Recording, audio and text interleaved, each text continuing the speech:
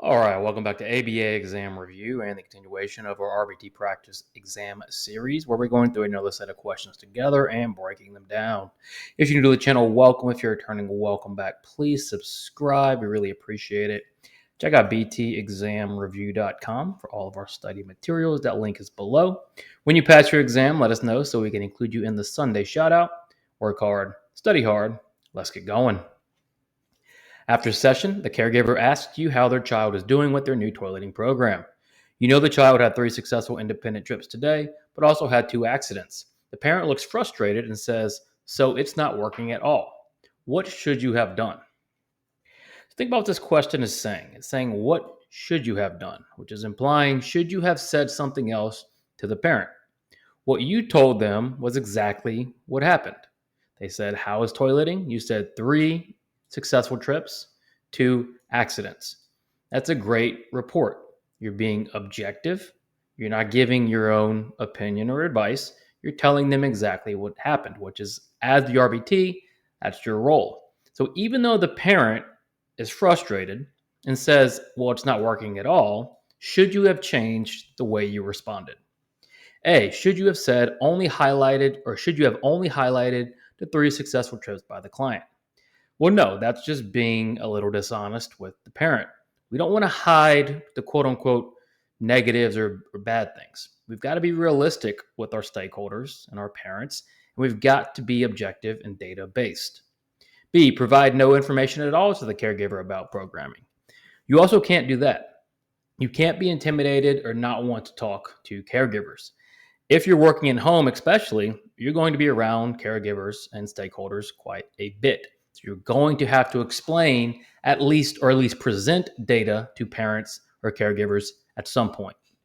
C, provide objective feedback by sharing data on toileting. Yes, exactly what you did. They said, "How is the new toileting program?" You said 3 independent trips, 2 accidents. That's great. There's no opinion, no subjectivity, just exactly what happened. And if you're doing that, you're doing the right thing. D, tell the parent that the accidents are not a big deal and not to worry. You want to avoid this, okay? Again, we have to be honest with our families and our clients. And even though if you don't think it's a big deal that they're having accidents, the parent might view it as a very big deal. So telling them not to worry really isn't your place, and it's not an objective opinion or objective suggestion. So, what should you have done? Exactly what you did. Provide objective feedback by sharing data on toileting. You're told to use whole interval recording to measure on-task behavior during a 30-minute independent work session, broken into 1-minute intervals. During one interval, the client works quietly for 50 seconds and spends the final 10 seconds looking out the window.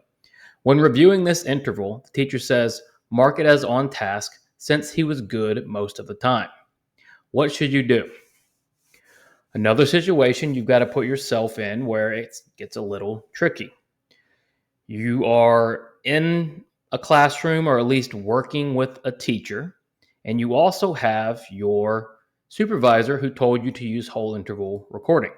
Now, with whole interval recording, how are we taking data? Well, we're looking at our intervals, in this case, 1-minute intervals. And if that client engages in the behavior the whole interval, the entire time, it counts. If they don't, it doesn't. So this client has to engage in the behavior for the whole minute.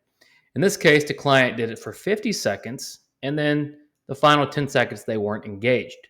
So if you are doing what you're supposed to do with whole interval recording, this is not going to count as a response. Even if the teacher says mark it as on task, since he was good most of the time, you know that is not how the plan is written, and that's not how you take data. So what should you do as the RBT in the situation? A, mark it as yes because most of the interval was spent on task. No, we can't do this with data, right? You can't take some liberties just because, oh, well, they spent most of it on task. If you're using whole interval, it's got to stay whole interval recording. B, mark it as no because the entire interval is not filled with on-task behavior. Yes, it's not a response. Using whole interval, they've got to engage in it the entire interval, the whole time, which is 1 minute. C, leave it blank and let the behavior analyst decide later. No, you want to fill in the data as it occurs. We don't want to go and fill in data from 2, 3, 4 days ago. It's just there's no way to remember that. D, record yes, but make a side note that the student looked out the window briefly. This isn't anecdotal data. It's not ABC data. It is simple whole interval discontinuous measurement. You're simply looking at were they engaged, were they not. Since they were not engaged the whole time, you mark it as no because the entire interval was not filled with on-task behavior. And then you're going to tell your supervisor what the teacher asked you to do so they can have a conversation themselves. At the clinic, the client independently requests water using a picture card. At home, however, the parent reports the client screams for water instead of using the card. The BCBA asks you to support generalization of the skill across settings. Okay, so what are we going to do? Your BCBA has asked you to support generalization of the skill across settings, and that's the key here. Do we train and teach for generalization or do we just hope it happens? Well, we always train and teach for generalization. Okay. We don't just hope and wait for something to happen. So if the client is independently using water card at the clinic, at home, however, they're not using the card, and we want to support generalization across settings, how can we do that?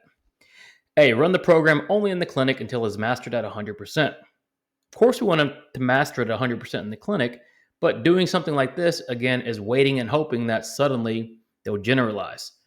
With generalization, we can teach and train for it. B, ask the parent to stop giving water at home until the client uses the picture card. Well, we can't just not give the client water, right? And as the RBT, you can't just ask them to do something like that. So be careful with a question with the answer like that, which ethically just doesn't make a lot of sense. C, allow screaming at home because the skill is only written for the clinic. Well, of course not, right? This communication has to happen everywhere, and you've been asked to support generalization. So D, train the skill with multiple people in different settings and with different materials. This is how we train for generalization.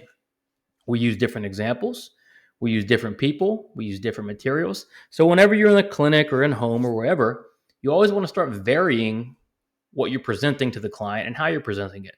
Because, of course, life doesn't happen one way every time. So that promote generalization, we've got to support the client and set them up for success by putting them in situations that they might see, even unusual or novel situations. During a community outing with parents, a client suddenly sprints towards the parking lot. You're nervous about grabbing the client, but your supervisor has created a written crisis plan that instructs you to block elopement and safely guide the client back to where they were. What should you do? With every single plan, there should be a crisis and emergency plan in place before any client starts. Even if that client is quote unquote perfectly behaved, right? We still need a plan, especially if we're in a community outing, for what to do if something goes wrong. What's the number one rule? Number one rule, no matter what, is keep that client safe. So if we have a client who is springing towards the parking lot and you are nervous about grabbing the client, but your supervisor has created a written crisis plan that instructs you to block elopement and guide the client back, what are you to do? Well, you've got to follow the plan. The plan is there for a reason. Okay. And this is a situation where communications is important because if you are nervous about the plan, then you need to discuss that with the supervisor before you ever get into this situation. The whole point of the plan is to prepare for something like this. So, what should you do? A, follow the crisis plan written by the supervisor. Yes, there's no way around it. Plan's in place for a reason. You've got to follow it, especially in the moment. Read all your answer choices. B, ask the parent if they are comfortable running the crisis plan instead. Definitely not. Don't put your work onto the parent. That's not their job. C, bribe the client to not run away during session. Again, definitely not. We never bribe. D, put the sprinting on extinction to not reinforce it. Now we're getting into dangerous territory. If we are putting the sprinting or the springing on extinction, well, that puts the client in danger. And we're always trying to eliminate that. So D is definitely out. What we need to do is follow that plan written by the supervisor. Dan is asked to measure the inter-response time for bites of food for a client with eating difficulties. The client starts lunch at 12. The client takes their first bite at 12:01:05 and the next bite at 12:01:50. What is the IRT? So, inter-response time is what? It's time in between responses. When does IRT begin? It begins at the end of the first response and then ends at the start of the second. It's our first data point. So here we have 3 data points. We started lunch at 12. Has IRT started yet? No, because no bite has been taken. First bite starts at 12:01:05. Now we start the IRT timer. Next bite is 12:01:50. This is the 12:01:05 is the start of IRT. Goes to the beginning of the next bite, which is 12:01:50. IRT is going to be time in between, which is 45 seconds. It's not 0 seconds because there is time in between bites. Can I calculate? We can. We have 2 bites, therefore we can calculate IRT. 45 seconds is our answer. 5 seconds, we're not looking at from when lunch started to the first bite. That would be something like latency. We're looking at time in between bites, which is 45 seconds. What is the IRT? 45 seconds. Good job today. Some difficult questions. Hopefully you did okay. Keep working at it. You will get there.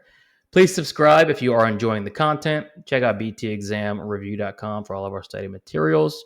Work hard, study hard, spread the word, and we'll see you soon.